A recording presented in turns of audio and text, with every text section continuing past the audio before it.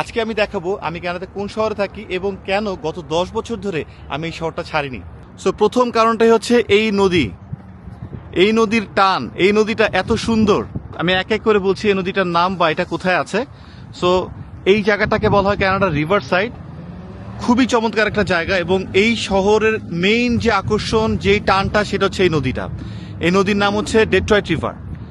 আপনারা দেখেন এখানে একটা নদী, নদীর এই পারে একটা শহর, ওই পারে একটা শহর না, এই পারে একটা প্রভিন্স, ওই পারে একটা স্টেট, তাই না, ওই পারে একটা দেশ এবং এই পারে আরেকটা দেশ। সো এটা হচ্ছে কানাডা, এটা হচ্ছে ইউএস। ইউএস এর এই স্টেটটাকে বলা হয় মিশিগান স্টেট এবং আমাদের প্রচুর বাংলাদেশি কিন্তু এখানে আছে। বলা হয় সেকেন্ড লার্জেস্ট বাংলাদেশি কমিউনিটি হচ্ছে এই মিশিগান স্টেটে। আর এই যে বিল্ডিং গুলো দেখা যাচ্ছে রাতে এত সুন্দর লাগে, এটাকে বলা হয় জিএম টাওয়ার। আমরা জিএম মোটরস গাড়ির নাম শুনছি, সো এটা হচ্ছে সেই জিএম টাওয়ার। তবে ওদের এখানে থেকে আমাদের এখানটা অনেক সুন্দর। এখানে পুরো রিভার সাইড দেখতে পাচ্ছেন, অনেক লোক আজকে